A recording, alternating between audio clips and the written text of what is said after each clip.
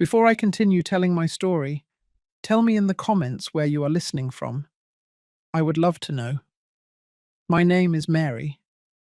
At 64, life had given me more silence than company. That year, my birthday began like any other day of the past 3 years. 3 years of a heavy, deafening silence. Bitter coffee in a cracked mug, a week-old newspaper crossword puzzle, and my own voice echoing in the emptiness of the house where I raised Robert. I always believed I knew my son better than anyone. How could it be any different? I carried him in my womb for 9 months. I felt every movement, every sob inside me. I saw his first smile, dried his tears, healed his scrapes. Now, at 64, I look at the poisoned cookie stored in an evidence box and I wonder, did I ever truly know him? It had been 3 years since I spoke to my only son, 3 years since that devastating fight that started over something so trivial, a comment about the way he was raising his daughter, and ended with slammed doors and absolute silence. That day, I saw something in his eyes I'd never noticed before. It wasn't just anger, it was something deeper, darker.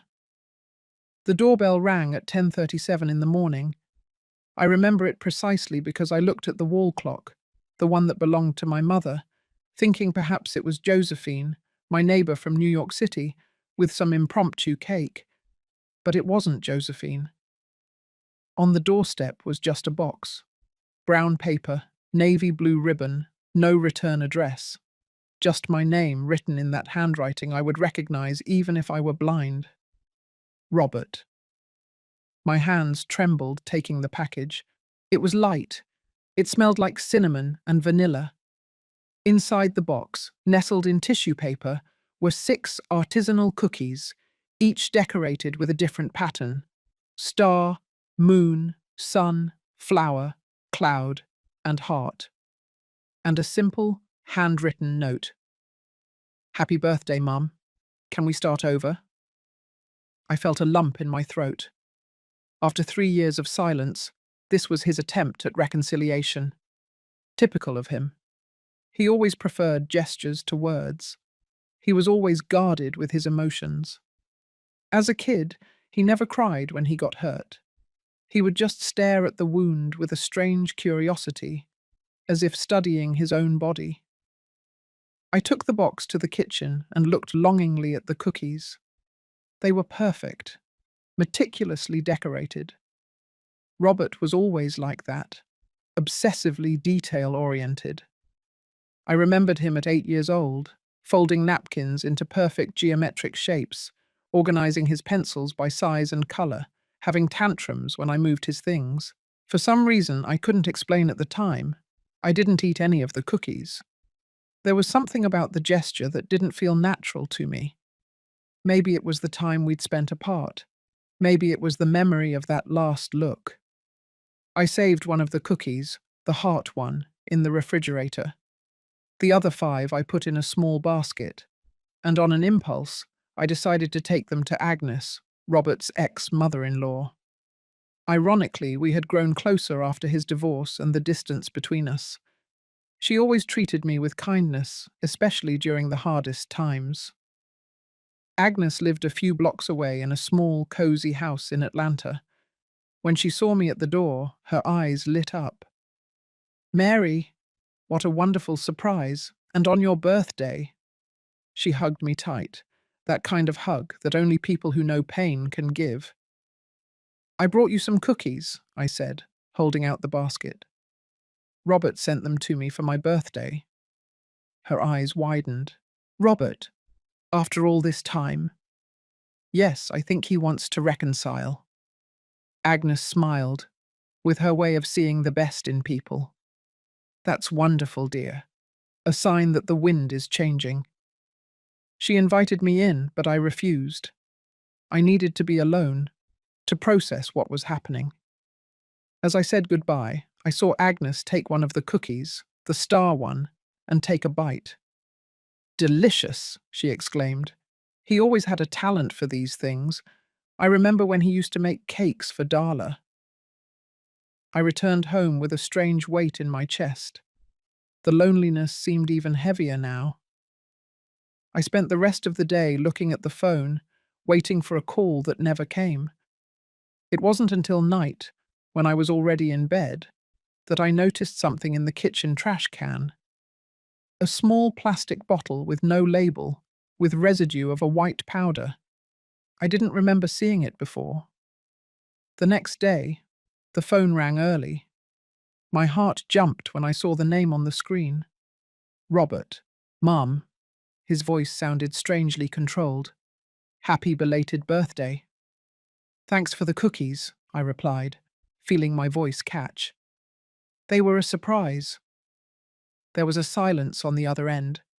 Then he asked in a tone that tried to sound casual, "Did you like them?" "They were pretty," I replied. "I gave some to Agnes, your ex-mother-in-law. She loved the star one." There was another silence, longer, heavier. "You gave my cookies to Agnes." His voice completely changed. It was cold, almost cutting. "Yes, I thought she'd like them." "They were for you," he interrupted with an intensity that scared me. "Just for you, no one else." Before I could answer, he hung up. I stared at the phone, feeling that something was deeply wrong. That wasn't a normal reaction for someone who had simply shared some cookies. 2 hours later, the phone rang again. It was Darla, Robert's ex-wife. "Mary," her voice was trembling. "Agnes is in the hospital in Miami. She suddenly started feeling sick, vomiting, mental confusion. Before she passed out, she mentioned something about some cookies you gave her." I felt my blood run cold. I looked at the bottle in the trash, the solitary cookie in the refrigerator, and a terrible suspicion began to form. What if the cookies my son sent me weren't a gesture of reconciliation, but something much darker? What if, after 3 years of silence and resentment, Robert had decided not only to cut ties with me, but to end my life once and for all? In the next part, I discover the truth about the cookies when my friend Lucy, who works in a lab, confirms my worst suspicions. What Robert put in the cookies was much more than a secret ingredient. It was a carefully planned death sentence. But what truly terrifies me is not just the discovery of the poison, but what I find on Robert's cell phone when I decide to confront him in his own home. The hospital in Phoenix was crowded when I arrived. I found Darla in the hallway, her face pale and her eyes red. We hugged in silence, united by a fear neither of us could name. "How is she?" I asked. "Stable. But the doctors are confused. They say the symptoms look like poisoning, but they can't identify the substance." My stomach churned. Poisoning. The word echoed in my mind like a funeral bell. "Darla," I said, holding her hands, "I need to tell you something." I explained about the cookies, the strange call from Robert, the mysterious bottle in the trash. As I spoke, I saw the horror grow in her eyes. "Do you think that Robert?" I couldn't complete the sentence. How could I say out loud that I suspected my own son had tried to poison me? "I don't know," I answered honestly, "but I need to find out." Darla looked at me for a long time before whispering, "He changed, Mary. In the last few years, he became increasingly distant, more obsessive." I found notebooks with strange notes, formulas I didn't understand. I thought it was just a hobby, something related to those botany forums he frequented. Botany. The word awakened a distant memory. Robert always had a fascination with plants, especially the more exotic and dangerous ones. As a teenager, he kept a small garden with specimens he cultivated himself, including some that made me uncomfortable. "I have to go," I said suddenly. "I'm going to figure this out." I left the hospital with a determination I hadn't felt in years. I called Lucy, my longtime friend who worked at a clinical analysis lab in Denver. We met when she was still an intern, and I was a nurse at the same hospital. Lucy owed me a few favors. I need you to analyze something for me, I told her as soon as she answered. It's urgent, and it has to be discreet. We met at a coffee shop near the lab. I handed her the heart cookie and the bottle with powder residue. What am I looking for? She asked, frowning. Anything toxic. A woman is in the hospital after eating a cookie like this. Her eyes widened, but she didn't ask any more questions. Lucy always knew when an issue was too serious for curiosity. I'll call you as soon as I have results. It might take a few days. The next few days were torture. I split my time between visiting Agnes in the hospital, who was fortunately starting to recover, though slowly, and the agonizing wait for the results. The nights were the worst. I stayed awake, going over memories, looking for signs I might have missed, moments when I could have noticed that something was wrong with Robert. I remembered him at 10 years old, dissecting a dead bird in the yard, with the same concentrated expression he'd have assembling a puzzle. At the time, I interpreted it as scientific curiosity. Now that memory took on darker tones. On the fourth day, Lucy called.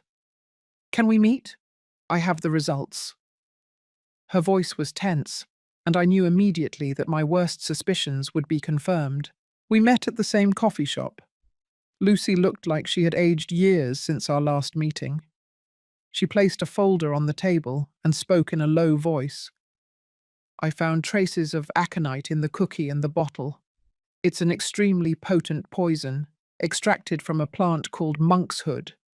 In small doses, it causes nausea, vomiting, mental confusion. In larger doses— She didn't need to complete the sentence. I knew what it meant. This isn't something you find in food by accident, Mary. Someone put it there deliberately. My son, my only son, had tried to kill me. The reality hit me like a train going full speed. I felt dizzy, nauseous. Lucy held my hand tightly. We need to go to the police, she said. I nodded mechanically. Deep down, I knew it was the right thing to do.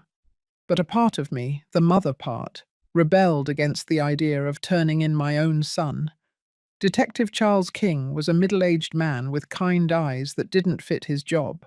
He listened to my story without interruption, taking occasional notes. When I finished, he looked at the evidence Lucy had brought.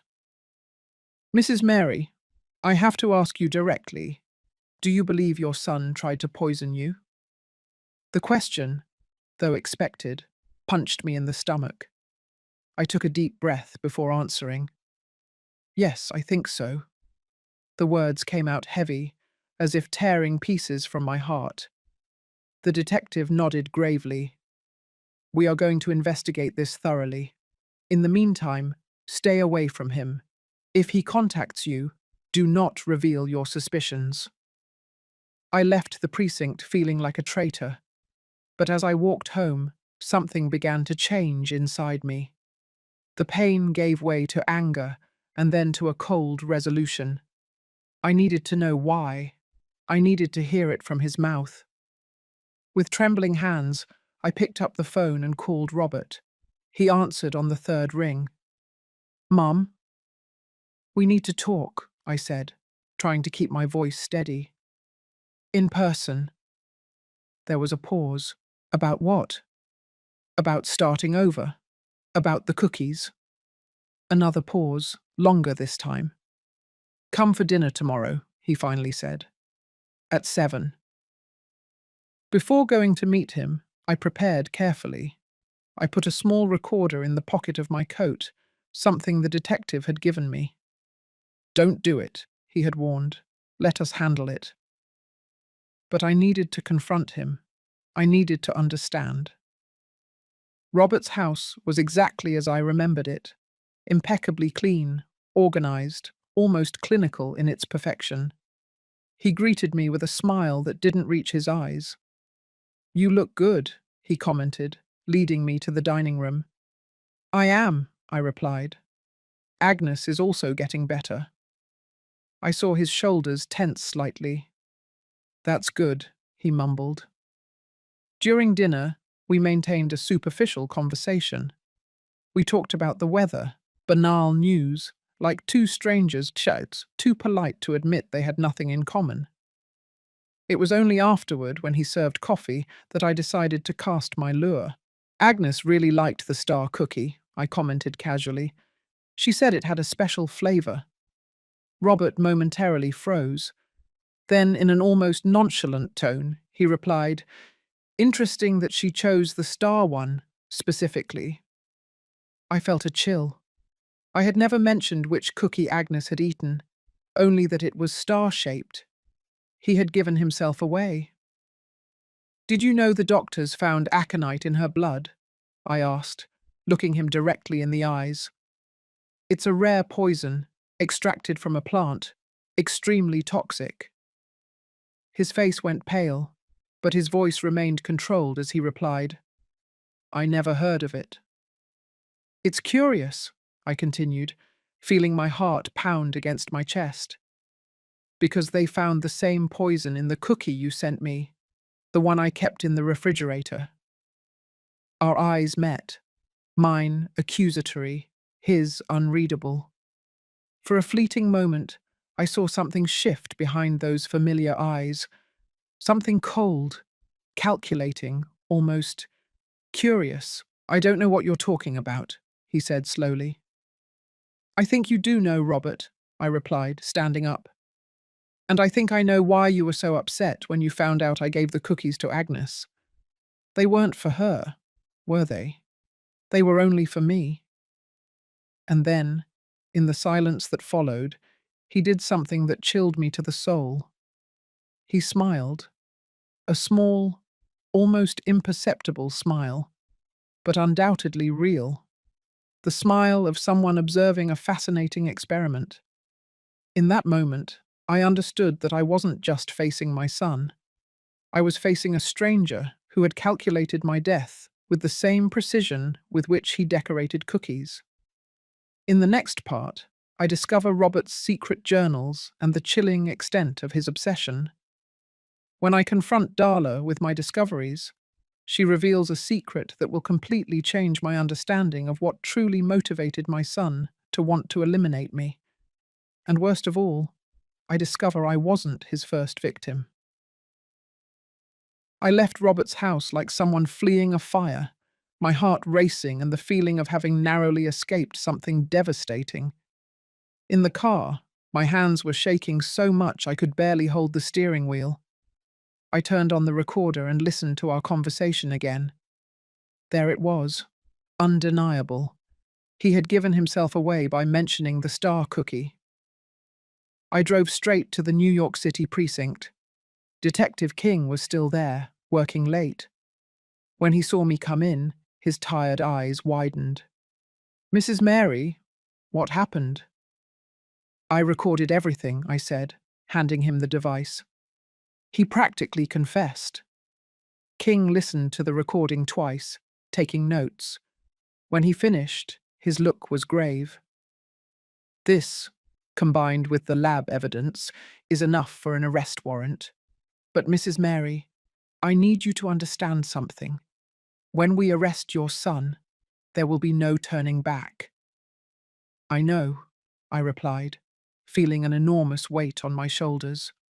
"But I have no choice. He tried to kill me, and he almost killed Agnes by mistake." The next morning I got the call. Robert had been arrested at his home in Brooklyn. According to the detective, he didn't resist. He remained calm, almost serene, as if he had been waiting for this moment. I didn't go to visit him. I couldn't bear to look into the eyes of the man my son had become. Instead, I spent the following days by Agnes's side in the hospital. Her recovery was slow but steady. The doctors said she was lucky. The cookie contained a smaller dose of poison than the others. The cookies had different concentrations, King explained when he met me at the hospital. The heart one, The one you saved contained the highest dose. The others had smaller amounts, as if he were experimenting. I completed, feeling sick. Precisely. And there's more. We got a warrant to examine his computer. Robert frequented forums about poisonous plants under pseudonyms. We found detailed notes on aconite extraction, the effects at different doses, methods of administration. I closed my eyes, trying to process the horror. My son hadn't acted on impulse. That was planned, studied, executed with scientific precision. Why? I asked, more to myself than to the detective. Why would he do something like that? We are investigating. There are indications that you may not have been the first person he tried to harm. The implication of those words hit me like a ton of bricks. Not the first. Who else could have been his target? 2 days later, Darla called me. Her voice was broken, as if she had been crying for hours. I found something, she said. In the house, in the basement. You have to see it. The basement of Robert's house was always his private territory. Even when we were close, he rarely allowed me in there. It's my lab, he would say with an enigmatic smile, where I do my experiments. When I arrived, Darla was sitting on the porch, her eyes swollen from crying. Without a word, she led me to the basement. The door was open, forced by the police during the investigation. What I saw inside took my breath away. It was, in fact, a laboratory. There were shelves with carefully labelled jars, a small herbarium with dried plants, equipment that looked like it came from a professional lab. But that wasn't what shocked me. It was the back wall, covered with photos. Photos of me. Hundreds of them, from different eras, some so old I barely recognized myself, others recent, taken without my knowledge. Among the photos, notes in meticulous handwriting detailed my routine, the places I frequented, the people I associated with. He was watching you, Darla said quietly. For years. I felt my knees weaken. Darla held me and led me to a chair in the corner of the basement. There's more, she continued, opening a drawer. From inside, she pulled out several leather-bound notebooks. They are his journals. I started to read. I couldn't stop. With trembling hands, I opened one of the notebooks. The date on the first page was 5 years ago. The handwriting was the same as the notes, the labels, the annotations on the wall. Precise, controlled, almost artistic. She never understood. She never really saw me, always expecting me to be something different, something normal. As if I could choose to be like everyone else. The disappointment in her eyes. I saw it my whole life. Now I understand what I have to do. Not out of rage, but out of necessity. It's an experiment, after all. The most important one I've ever conducted. I skimmed the notebook, each page more disturbing than the last. Robert documented his thoughts, his observations about me, his plans. Initially vague, they gradually became more specific, more detailed. In one excerpt, he described how he had started cultivating Aconitum napellus, the plant from which aconite is extracted, in a small hidden garden in the back of his property. In another, he recounted his experiments with different methods of extracting the poison. When I reached the most recent entries, I felt as if I were reading the mind of a stranger. The cookies are the perfect vehicle. She always liked sweets. And there's something poetically just about using food, the ultimate symbol of maternal nourishment, as a means of liberation. I calculated the doses carefully. Each cookie has a specific concentration. I want to observe the effects, understand how the body reacts to different levels of the substance. It's not personal, it's science. I closed the notebook, unable to continue. I looked at Darla, who was observing my reaction with a mixture of pity and horror. "When we separated," she said quietly, "I thought it was because of the fights, the irreconcilable differences. Now I understand there was something deeper wrong with him, something that maybe was always there, waiting to emerge." There were other names in the journals. I continued, recalling the pages I had quickly read, other people he was watching. Darla nodded slowly. "The police are investigating. They have already found 2 other people who had symptoms similar to Agnes's in the last few years. People close to Robert, a co-worker from San Diego, a neighbor. At the time, no one suspected poisoning. The reality of the situation hit me with full force. My son wasn't just a disturbed man who had tried to kill his mother in a moment of lost control. He was something much more dangerous.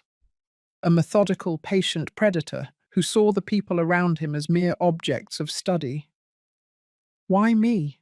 I asked, more to myself than to Darla. "What did I do to deserve this?" Darla sat beside me and took my hands in hers. "I found something else," she said, hesitating, "something that might explain, or at least give some context. It's in the last journal." She took a different notebook from the others, newer, with the cover still shiny. She opened it to a marked page and handed it to me. I discovered the truth about my birth, about who I really am, her lies, all the lies for all these years. She is not my mother.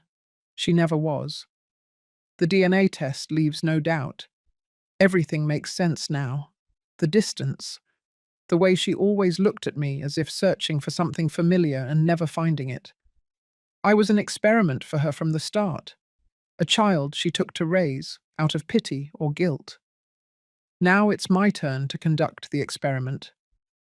I felt the blood drain from my face, the DNA test, the truth I never had the courage to tell. "Is it true?" Darla asked softly. "Robert isn't your biological son?" Tears streamed down my face as I slowly nodded.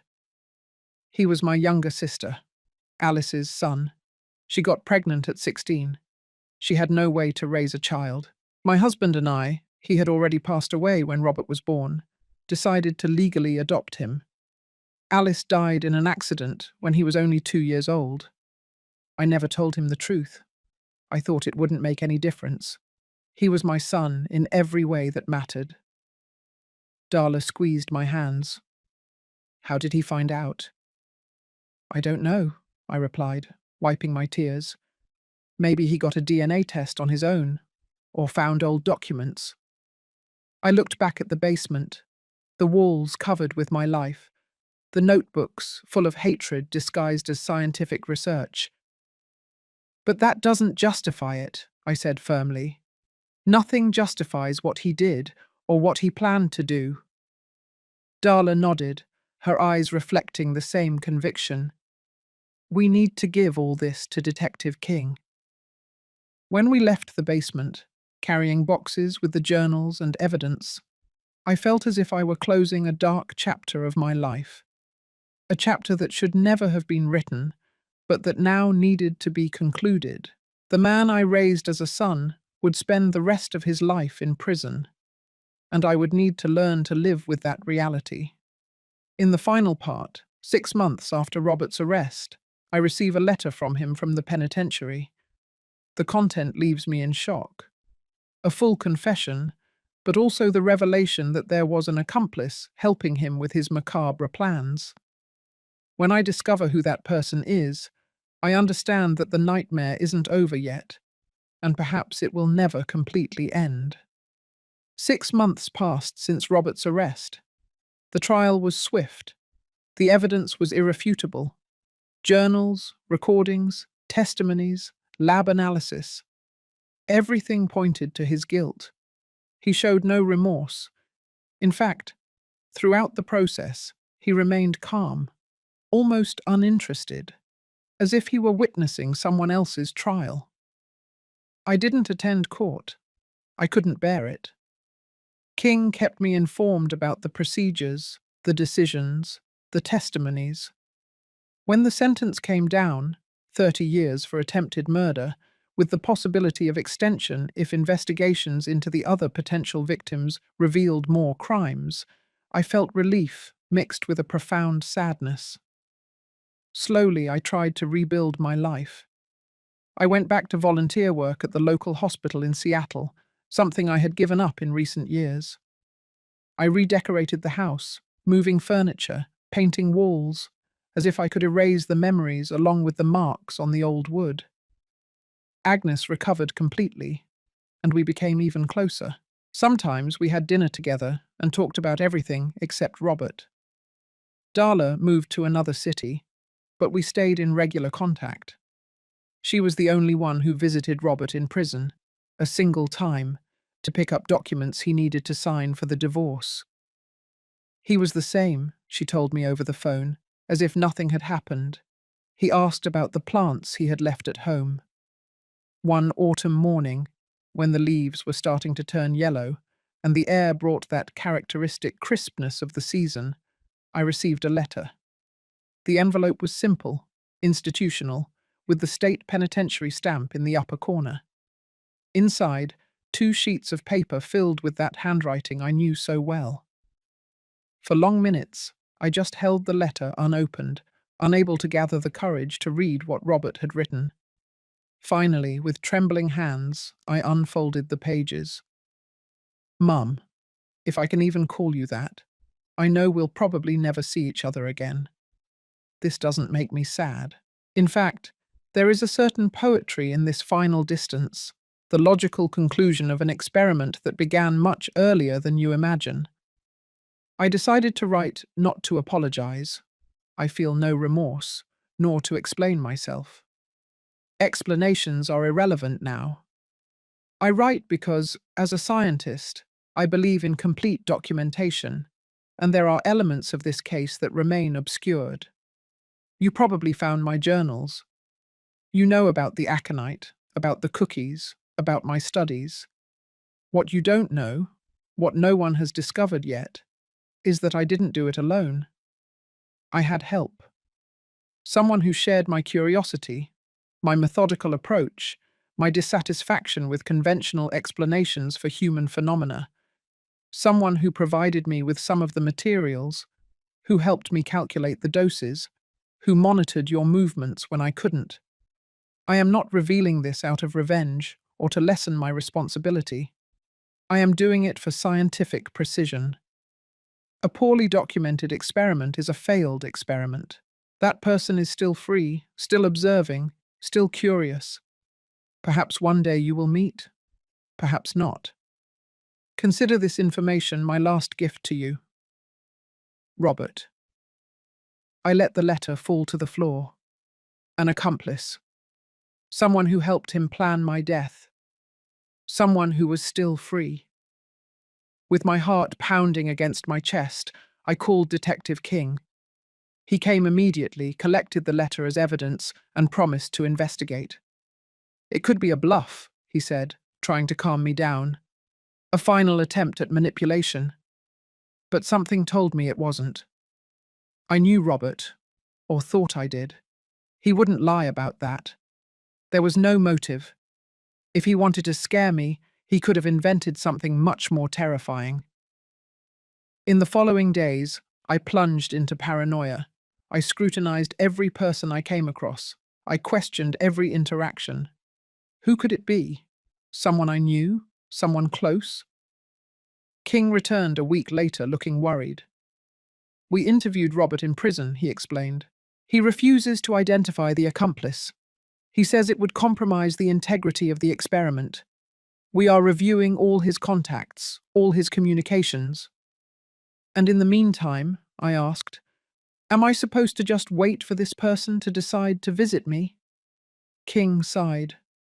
We're going to increase surveillance on your house, regular patrols, and I suggest you stay with someone for a while. That night, I called Agnes. I explained the situation. I asked her to come and stay with me for a few days. She accepted without hesitation.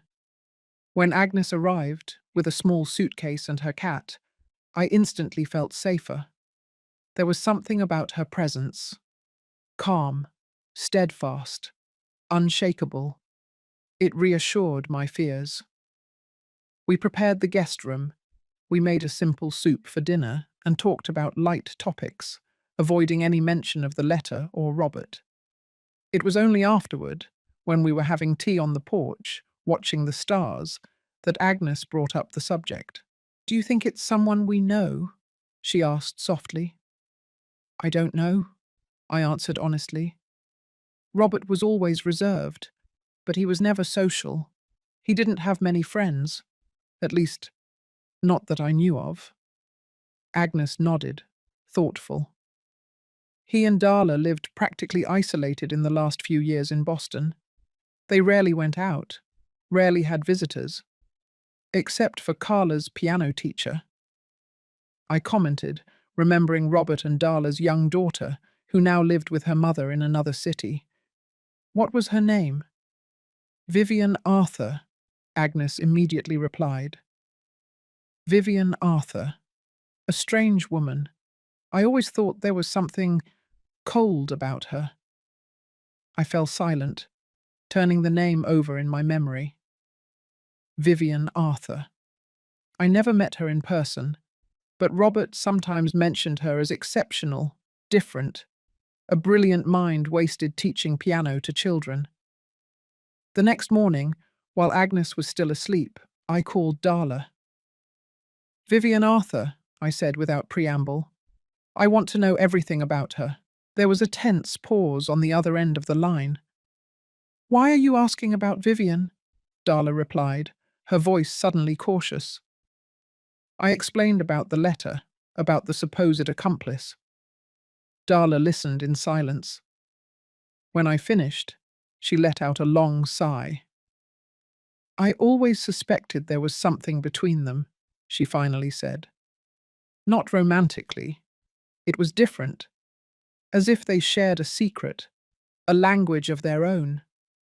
Sometimes I would see Robert look at her in an analytical way, and she would return the gaze the same way. How did they meet? On one of those online forums he frequented, about rare plants, natural poisons, that kind of thing. She's a biochemist. She worked in a pharmaceutical lab in Chicago before becoming a piano teacher. A career change that always struck me as odd. I felt a chill run down my spine. Biochemist. Knowledge of poisons. A connection with Robert through dark interests. "Where is she now?" I asked. "I don't know," Darla replied, her voice now clearly worried. "She stopped teaching Carla when we moved. I never heard from her again." As soon as I hung up, I called King. He took down all the information and promised to investigate Vivian Arthur immediately. 3 days passed without news. Agnes and I fell into a quiet routine.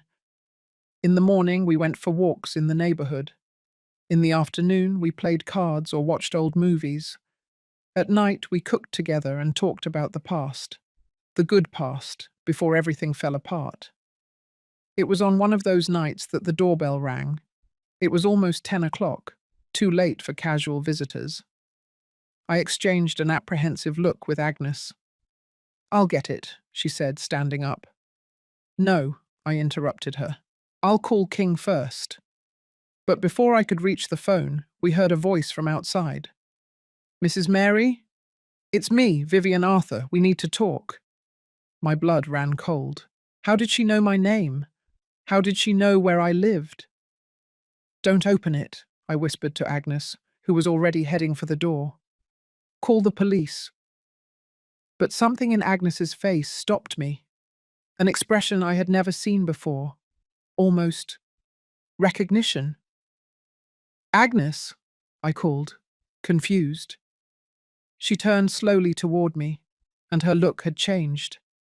It was no longer the kind, understanding look I knew. It was something distant, clinical, evaluating. "I'm sorry, Mary," she said softly. but I think we really need to hear what Vivian has to say. And then I understood. The horror of the comprehension hit me like an avalanche. Robert's accomplice wasn't Vivian. It was Agnes, the woman I had welcomed into my home. The woman who had pretended to be poisoned by the cookies. Cookies she probably never actually ate. The woman who had watched me, studied me for all these years. Why? I managed to ask, my voice barely audible. Agnes, or whoever she really was, smiled, a different smile from all the ones I had seen on her face. There was no warmth in it, just a distant curiosity. Fascination, she replied simply.